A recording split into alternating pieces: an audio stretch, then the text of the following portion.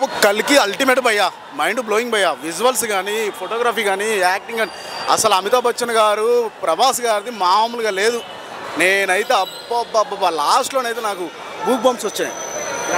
Super graphics, excellent, ఏదైనా super భయ్యా. అసలు నాగేశ్వన్ అన్న సారీ క్యారెక్టర్స్ ఎక్సలెంట్. లాస్ట్కి వచ్చేసరికి ఉంటుంది భయ్యా, అసలు అమ్మ నాకైతే మైండ్ బ్లోయింగ్.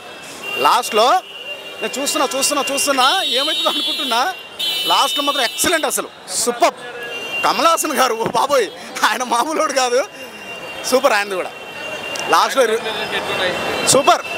ఆయన సంతోష్ నారాయణ్ ఎక్సలెంట్ కొట్టాడు. ఏదైనా నేనా 5/5 ఇచ్చేస్తా. సూపర్.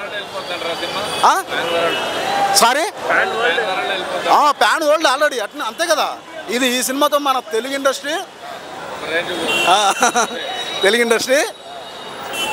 అది ఇంకా ప్రభాస్ గారు మళ్ళీ ఇంకెవరున్నారు ఇక, ప్యాన్ వరల్డ్ మొత్తం ప్రపంచంలో ఇంకెవరు వస్తారు ఇక, మళ్ళీ ఎవరైనా వస్తే మనకు చెప్పలేం. కానీ ఇప్పుడు మాత్రం వేసాడు సూపర్.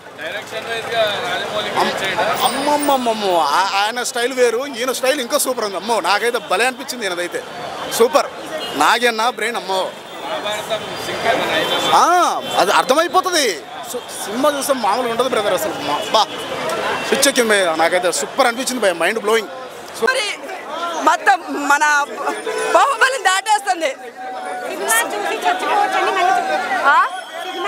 సినిమా చూసి తెల్లారు గట్ల 4:50 నిమిషాలకి వెళ్ళా మొత్తం అసలు వాష్రూమ్ కూడా వెళ్ళి కూడా చూసారని అర్థం చేసుకోండి. అంత కేక ఏంటండి.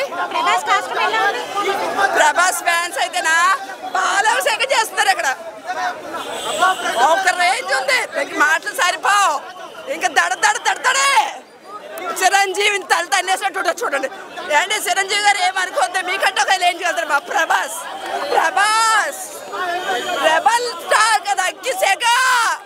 ఈ సినిమాతో సీమితాడు చూడు, 1 ఏళ్ళుగా దేశ విదేశాలు తిరుగుతానే రన్నింగ్ అవుతుంది. Love you Prabhas. ప్రభాస్ ని ముందు కామెడీగా ఫన్నీగా ఎట్లా చూస్తుండేను, ఇప్పుడు సేమ్ అట్లనే చూస్తాము. అసలు చాలా అంటే చాలా ఎక్స్ట్రీమ్ ఉంది సినిమా. మీరందరూ కూడా పోయి చూస్తే నేను చాలా హ్యాపీగా ఫీల్ అవుతా.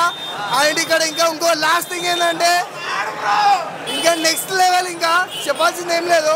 ఎలా అనిపించింది మేడం? టాప్ టైర్ చాలా బాగుంది.